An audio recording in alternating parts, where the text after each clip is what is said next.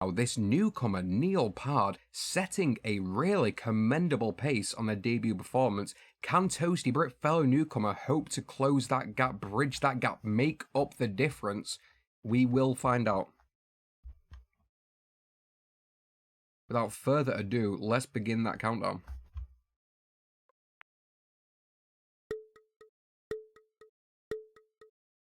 What a cop-out. Ho ho ho. Yeah, unlucky. So we move on now to the second leg. Favorite of the crowds in the stands here this evening. We move to Nightbot's Death Alley. Don't let the name fool you. As things go, wow, unfortunately for David, I was about to say, so few people do actually find themselves being met with death on this map. David J. Watts, eager to prove me wrong on that one, will fall at the very first the first pebble he comes across. It wasn't a stumble, it was a full-on collapse. Some kind of cyborg following David down into the abyss now will be the second to fall.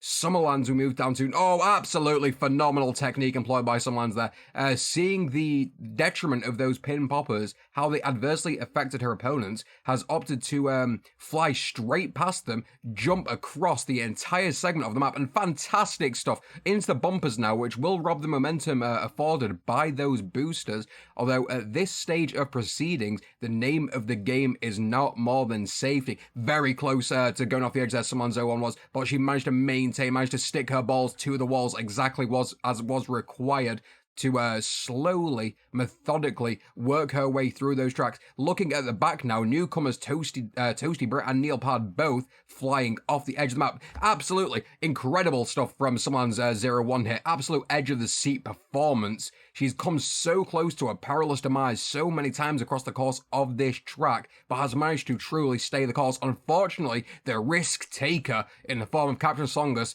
will not be putting his foot to that brake even remotely, and that effort has actually secured him a number one spot here. Cactuar 96 also, unfortunately for Summerlands 0-1, will pull ahead there to take the number 2. Summerlands will find herself with the number 3 spot, but at least that is a finish. Fishhead TV meandering slowly now into a number 4 spot. Neurogame right at the back of the pack is in the number 5th spot. Now, if they can even achieve that number 5 spot, we will find out. They still have a full leg to get through here. They have to avoid many pins, many poppers, many perilous plummets off the side of the course. And ladies and gentlemen, they appear to be once again taking a very slow, very methodical approach. At this stage of the game, they know their position is secured if they can only bring themselves to finish. Now, of course, as soon as our first contender hits the finish line there, it does trigger the blue wall of death. Very difficult to make out on this map, but believe me, folks, it is there. It is coming. It is encroaching ever so close, perilously close to the heels of Neurogame. Now, can Neurogame manage to finish the track before that wall catches up? That is the real question. They've opted for the right-hand path here. Only a few pins left between them and a finish. And ladies and gentlemen, they've managed that Neurogame will be taking the number 5 spot. Oh, Summerlands 0-1, I mean, really unfortunate stuff there. In my opinion, you'd earned it, you played it exactly right, you put in some real finesse. If there were style points, you'd be awarded plenty. Unfortunately, there is no such thing. So what do we have here? We have a full 4 DNFs. I mean, we can attribute some of this to the inexperience of the newcomers Toasty Brit and Neil Pard, although there is no excuse for veterans of this particular circuit, Some Kind of Cyborg and David J. Watts. No points for any of these contenders.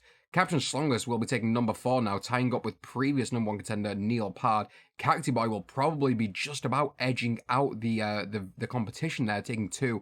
Summerlands and Fishhead will be taking 1 apiece. At least they're finally on the board, ladies and gentlemen. Neurogame, unfortunately, will be taking home 0 points. Let's move now into the final leg and see how this can shake things up.